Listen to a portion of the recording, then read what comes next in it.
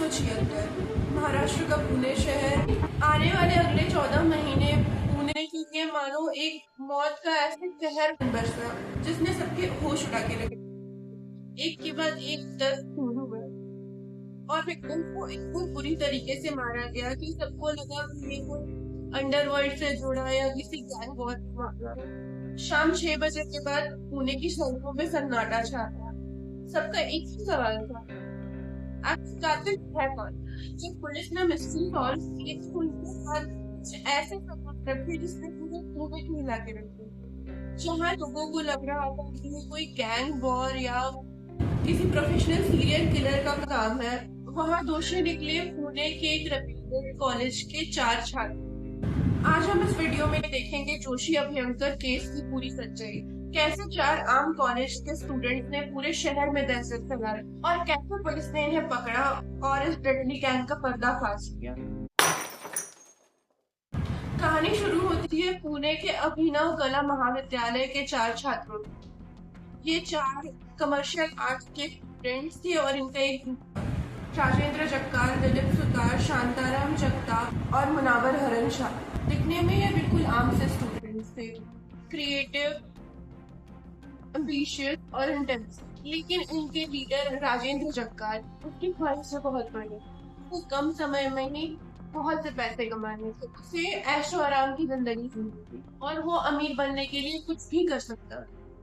साल 1976 में इन चारों ने क्विकली पैसे कमाने के लिए शुरू किया अपना।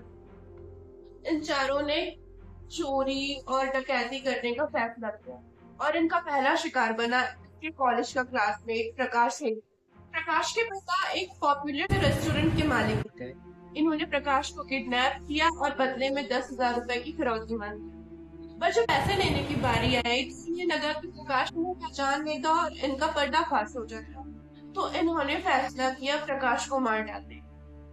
और इन्होंने प्रकाश को बड़े ही बेरहमी से लाइलन की रस्सी से उसका गला घोटकर उसे मार डाला और मारने के बाद उसके लाश को आयरन के बॉक्स में भरकर तालाब में फेंक दिया।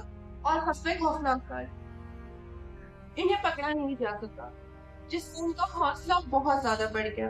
प्रकाश के मर्डर के बाद इस ग्रुप को मानो पैसे का बहुत ज्यादा चस्का लग गया। इन्होंने सोचा कि ये काम ये आगे भी करना चाहते हैं और उन्होंने आगे भी ऐसे ही किडनैपिंग, चोरी और डकैती करने का फैसला किया। इनके टारगेट ऐसे घर बनते थे जहां आसानी से ज्वेलरी और कैश मिल सकता और इनका क्राइम करने का पैटर्न बिल्कुल सेम था।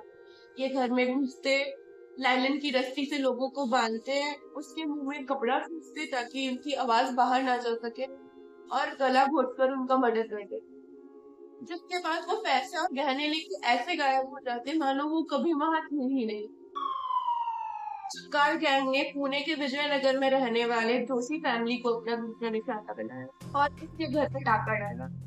उन्होंने घर के 5 सदस्यों को मार डाला, यहाँ तक कि उसने छोटे बच्चों को भी नहीं छोड़ा और सारा सोना लेके ऐसे गायब हो गए कि वो कभी वहाँ आए ही ना। पूरा खौफ में आने लगा, पुलिस पर प्रेशर बहुत ज्यादा बढ़ने लगा। लेकिन सबसे बड़ा शौक अभी बाकी था। 1 दिसंबर 1970 प्रकाश हेगड़े और जोशी फैमिली के मर्डर के बाद उन्होंने अपना तीसरा निशाना बनाया काशीनाथ शास्त्री अभ्यंकर की फैमिली। अभ्यंकर जी एक फेमस संस्कृत स्कॉलर थे।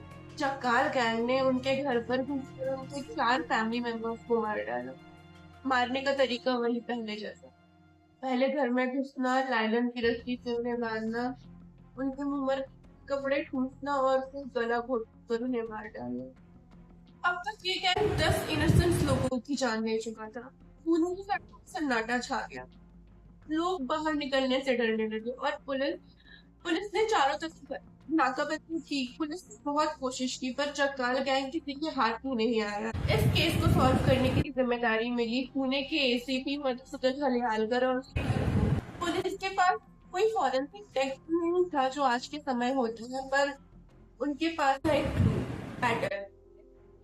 उन्हें पता कि जो भी मर्डर है वो एक ही आदमी या फिर एक ही गैंग का मेंबर है, क्योंकि उनके मर्डर करने का तरीका बिल्कुल सेम रहता है। रूप का इस्तेमाल, घर में घुसना, पर घर का कोई लॉक नहीं टूटा। इसका मतलब यही था कि जो अक्यूज थे वो या तो जान पहचान के थे या फिर वो बहुत ही ज्यादा इनोसेंट बन के घर पे घुसते। इस केस को ब्रेक थ्रू तब मिला जब पुलिस ने लोकल कॉलेज के स्टूडेंट्स और छोटे मोटे क्रिमिनल्स का बैकग्राउंड चेक करना चालू किया। उन्हें पता चला कि अभिनव कला विद्यालय के कुछ छात्र हैं जो अचानक से बहुत ज्यादा रईस बन चुके हैं, जिनके पास बहुत सारे पैसे आए हैं। वो नई बाइक खरीद रहे हैं, नए नए मोबाइल फोन खरीद रहे हैं, बड़ी बड़ी पार्टी हो रहे हैं। पुलिस की नजर पड़ी चक्काल गैंग पर। पुलिस ने राजेंद्र चक्काल और उसके टीम पर नजर रखना चालू करी। जब पुलिस ने उन्हें इंटेरोगेट किया तो सबसे पहले तो वो बहुत ही कॉन्फिडेंट थे कि उन्होंने कुछ नहीं किया और उनके इस केस से कोई लेना देना नहीं है। जब पुलिस ने चक्काल गैंग के करीबी एक लड़के को पूछताछ के लिए बुलाया और उससे पूछताछ चालू की, तो पुलिस की सख्त कार्रवाई की वजह से वो डर गया और उसने खोले प्रकाश हेगड़े के मौत की सारी राज, कि कैसे उन्होंने प्रकाश को मारा था और कैसे उसकी बॉडी को उन्होंने तालाब में फेंक दिया। उस पर जब किया तो पुलिस के लिए सब कुछ जानना बहुत आसान था। पुलिस ने उन सारे लड़कों के रूम पर रेड मारी, उनके अड्डों पर रेड मारी जहां वो ज्यादातर जाके बैठते थे, और रेड मारने पर उन्हें मिला लाइलन के फूल जो विक्टिम के घर में चोरी हुए थे, पैसे और इन सारी मौतों के सारे क्लू जो पुलिस को चाहिए थे। जब पुलिस को पता चला कि इन 10 मौतों के पीछे कोई प्रोफेशनल किलर नहीं कि उनके शहर के कॉलेज के 4 यंग थे, तो पूरा पुणे मानो सन पड़ गया। 28 सितंबर 1978 जब ये मामला कोर्ट में आया तो पुणे सेशन कोर्ट के जज पीएन बापट ने इन 4 अपराधियों को मौत की सजा दी। बॉम्बे हाई कोर्ट और सुप्रीम कोर्ट ने भी ये माना कि ये मामला rarest of the rare case है। 27 नवंबर 1983 उन 4 अपराधियों को पुणे के यरवाड़ा सेंट्रल जेल में फांसी दी गई। ये केस इंडियन क्रिमिनोलॉजी का एक ऐसा केस है जिसमें ये पता चलता है कि क्राइम का कोई चेहरा नहीं होता। हाई एजुकेशन, आर्टिस्टिक बैकग्राउंड होने के बाद भी लालच और डार्क मेंटालिटी इंसान को हैवान बना सकती है। आज भी इंडियन ट्रू क्राइम हिस्ट्री का सबसे खौफनाक केस माना जाए। तो क्या आपने पहले इस केस के बारे में सुना था? तो आपको क्या लगता है इन यंग स्टूडेंट को इन अंधेरों के पीछे किसने ढकेला?